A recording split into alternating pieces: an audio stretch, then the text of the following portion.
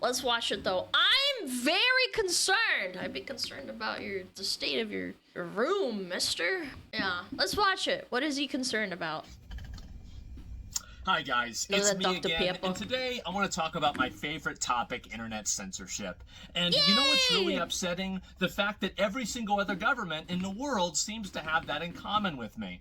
Every other government right now is making laws, rules, and regulations for what can and can't be on the internet. What's really weird is that they're doing it all at the same time. And there is a little phrase that my mom used to always tell me, and it used to be, the road to hell is paved with good intentions. But here's the thing, these people don't have good intentions. They say it's for the kids. Sure, oh yeah, no, I think, yeah, sure, you don't want to have kids on social media, you don't want to have kids looking at certain weird stuff, very true. But let's be honest, the real reason why they're doing it is the same reason why YouTube removed dislikes. It's very simply because companies that are running advertising campaigns, pushing narratives and social agendas that aren't popular, and also governments that are doing the exact same thing, were upset and getting their feelings hurt because the people had the power of consensus. The people had the power of assembly, and they would assemble on that little red line on the bottom of a video, and it would show everybody else that this is bullshit. How many times have you guys read an article and you thought to yourself, this is the stupidest fucking thing I've ever read in my entire life, and you scroll down to the comment section and the top comment says the exact thing that you think, and you're like, what I think is gonna happen too was with how comments get upvoted, they're going to start removing like up dudes and down dudes on the comments themselves, because those are basically the new like bar. You can't, I have the extension installed and stuff, but this one, right? Parental controls are for parents, not our government. This is like a good gauge of what people think. Okay, and they're gonna remove that. Well, guess what? How do you solve that problem if you're the company? Do you write better articles? Absolutely not. No, of course not. You delete the comments section. And that's what they're trying to do with the entire internet. We used to have, back in the ancient days, silence them and they will not know any better. Ancient texts, every website used to begin with www. World Wide Web. And I think we're losing those first two W's, and I think that's a big fucking L. The fact is that we are going to be moving towards a world and a society where different internets are siloed off based off of region. That's already happened with China, like with Bilibili and I forget what the other one, it's not Douyin, it's Douyu or something. They have their own Twitch version, basically. It's already happening. Look at what happened with, for example, Twitch and South Korea. Yeah, South Korea South Korean websites are pretty much unique, and they do their own thing by themselves. This, in my opinion, is just a precursor of what's going to happen all across at least the Western world. Now, whenever I have conversations about this, I'm having conversations about this from the context of an American, okay? We have more freedom of speech than many other people in the world. And so when I say something like, the reality is, I think, and this is the truth, okay? You might not like this, you might not want to hear it, but if you're realistic and you take your fucking idealism cap off just for a second, you're gonna realize this is true. Sure. We're gonna have real ID on the internet. Oh, I don't want that. I remember Real ID coming to BattleNet and how everybody was super pissed and everybody hated it, and they still use it, but it's not as...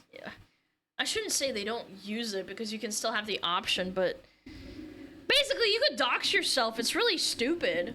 It's gonna happen. You might not like it. I don't necessarily like it, but it's gonna happen. And it's not going to be in 20 years. It probably won't even be in 10 years. It'll probably be sooner than that.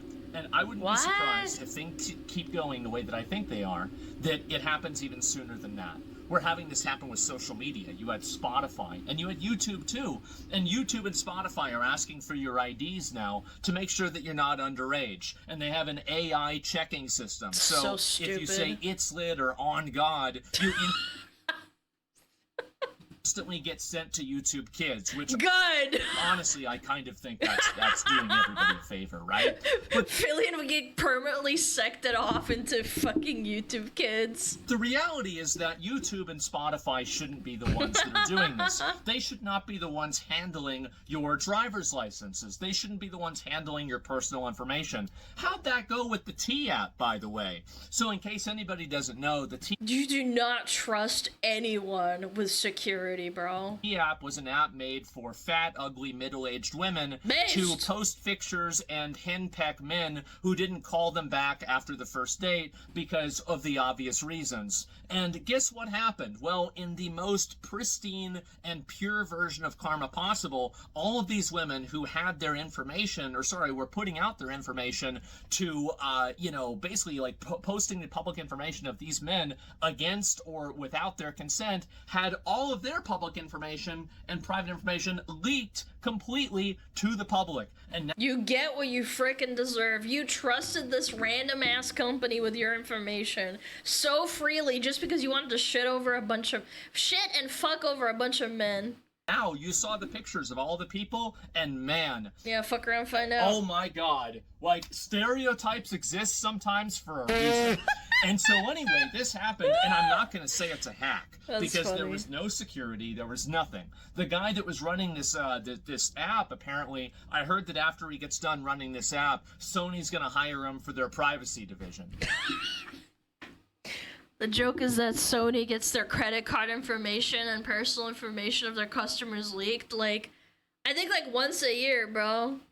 Yo, Kylan, thank you the 5K and the 1K. What the frick? Thank you so much. I really appreciate it. Thank you, thank you, thank you. So that's pretty much where we're at now. And I don't want to have YouTube get hacked. I don't want to have Spotify get hacked. The reality is that we need some degree of authentication token, verification, or some sort of third-party thing that verifies that maybe you are an adult or you are an actual person, you are above this age, but it does not provide that information to the end user or the end company that's actually trying to verify this. So this is where a lot of the drama is coming from, this take that we need to have some sort of verification token, I think he said, for the internet. I think the problem or the miscommunication that's happening is that nobody wants this, and nobody wants to have to give their ID to use the internet. Or to, log on to use the internet.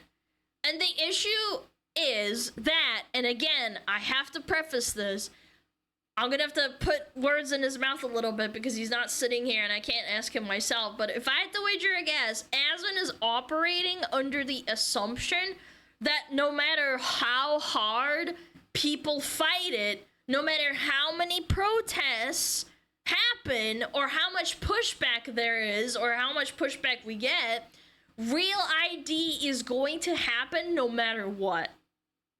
And if that's the case, then your energy should be better spent fighting for who gets a hold of your information and who has access to it, rather than fight about if it happens at all. And I think this is a little bit defeatist of him, that we're gonna get it no matter what. I think this is a little bit of a defeatist take from him.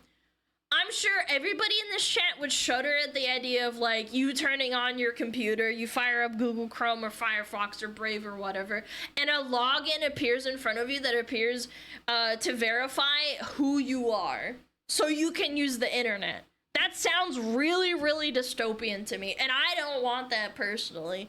I don't think anybody wants that.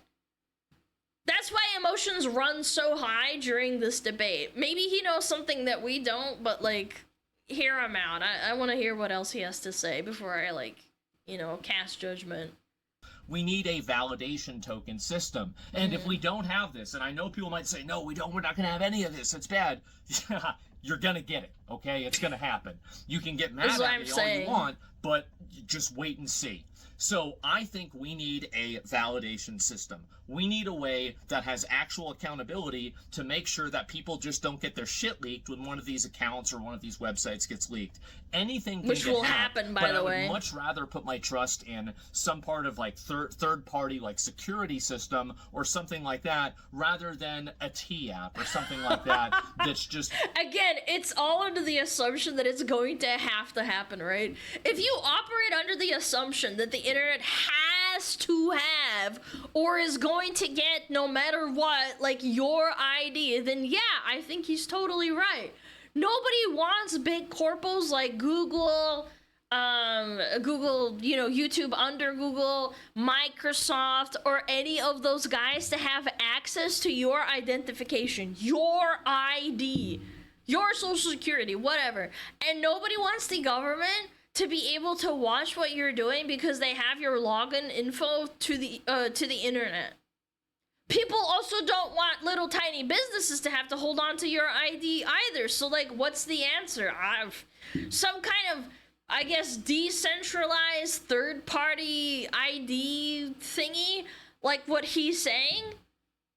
That said, I still think you're gonna have a hard time convincing people that there's any reason they should even have a real ID on the internet, but that's besides the point. Basically outsourcing its security to squirrels.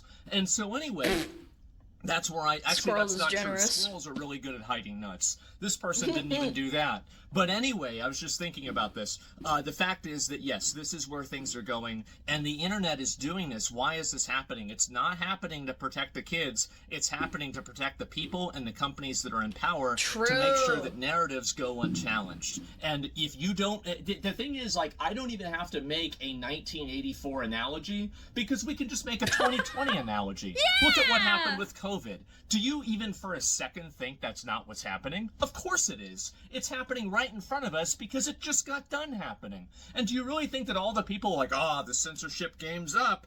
Well, I guess it's time to go home and let's have everybody have freedom of speech now. No, they're planning their next method and their next move. And guess what? They just showed us our side of the board. Or sorry, their side of the board. This is what's happening right now. And again, I don't think it's too far or to even say that there's a little bit of a conspiracy going on.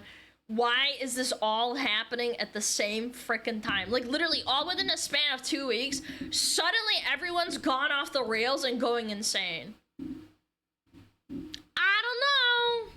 I'm really concerned about this because I don't want to see the internet siloed away. I think that one of the best and most enriching things about the internet is the fact that everybody in the whole world can go on and talk with each other, basically. It's something that expands people's horizons. I think it both creates and also gets rid of xenophobia. And I think that the truth is that it gets rid of it a lot faster than it makes it. I think that if you can just talk to somebody from another country, from another place, you just have a straight-up conversation with them. It's a lot easier than hearing what the media is trying to make you think this country is like. True, actually. I've learned a lot from other countries just by talking to people when I play video games. And again, I have to go back to this, like, crazy 4chan conspiracy theories about everything, especially, like, COVID and stuff.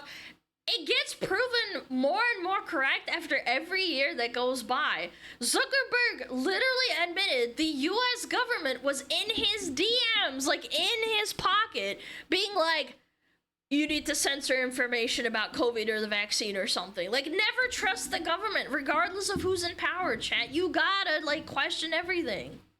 And I feel like there's been a lot of cultural understanding that the internet has created that weirdos and people that have agendas never like to acknowledge. Yeah. I've been more enriched in my ability to understand the rest of the world because of the internet than anything else ever. And I would hate to see that not be an option for other people in the future, but it sure seems like things are going that way.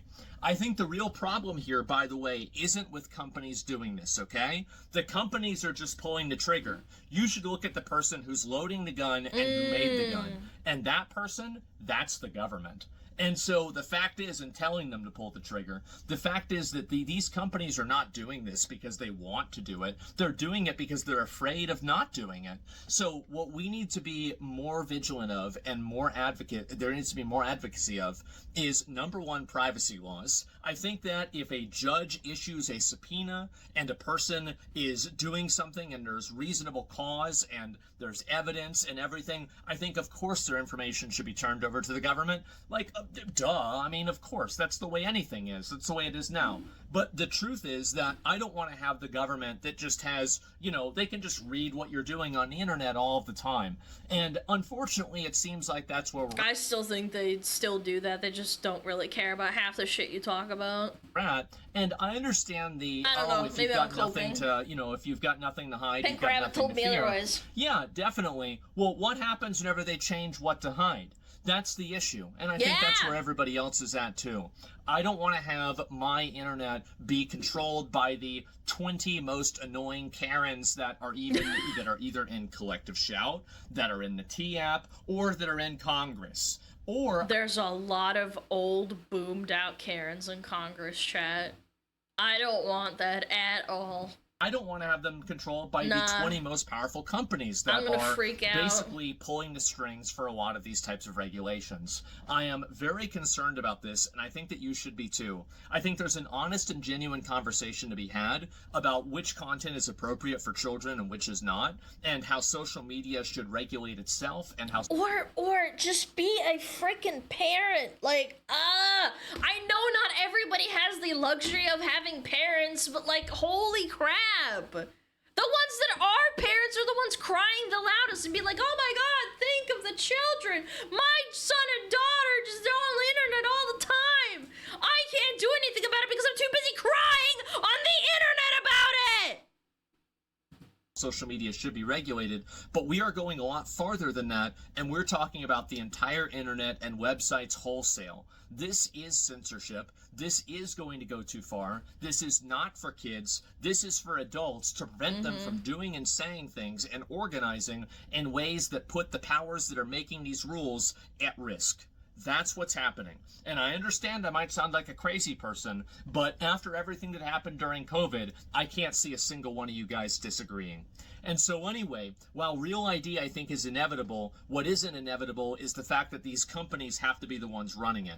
They should not be the ones running it. I do not trust these companies. I don't trust the guys. I don't trust Twitch with my information. Like, I just don't. Like, I have to give my information to Twitch, and I don't trust them. You think I'm gonna trust some random-ass fucking website with my personal information? I don't trust anyone based. Government either, but I don't trust the companies at all, and I just don't trust the government. And the fact is that, like, the government got rid of, at least in America, slavery in 1865. Private companies still have it right now. And prisons. Don't forget about that. The private prison complex. So I think that pretty much gives you a barometer on which one is better than the other, which one has a little bit more slavery. accountability. But again, we're scraping the bottom of the barrel here.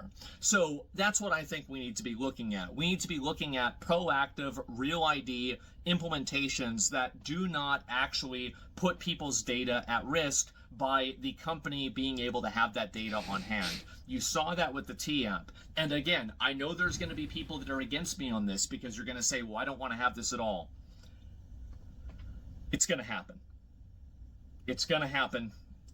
I cannot see a universe where it doesn't happen.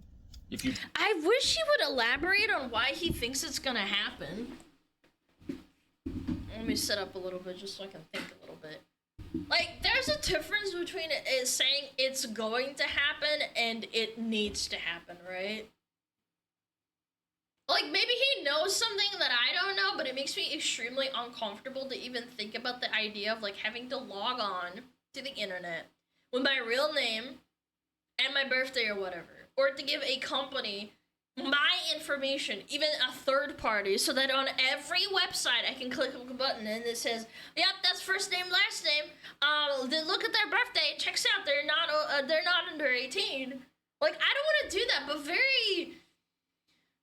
very unfortunately, there's a lot of stupid people in the world chat, and I'm assuming a lot of them are not in my chat. So very, very retarded, smooth-brained people who are morons that that exist will support this. And so it's probably not that bad of an idea to plan for that possibility and get ahead of the curve on exactly who will hold your personal info, but, I mean, I don't know. Maybe I'm just a stupid anime girl on the internet and I don't know how anything works, but I feel like if crypto can be decentralized, your personal info can be decentralized too. I don't know.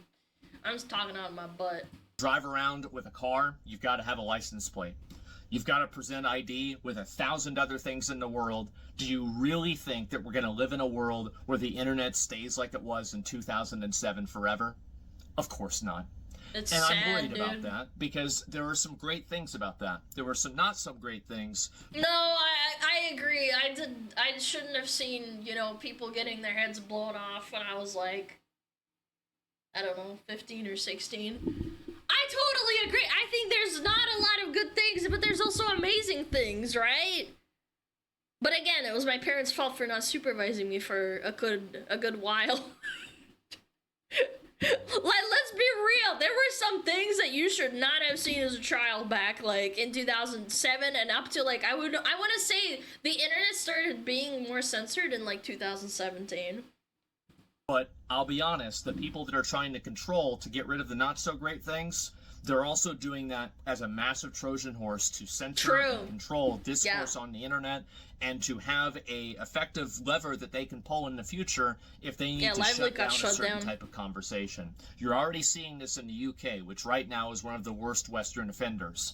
And I think that entire ideology is going to be exported to the rest of the West and the rest of the world, as it already has been in some places like China.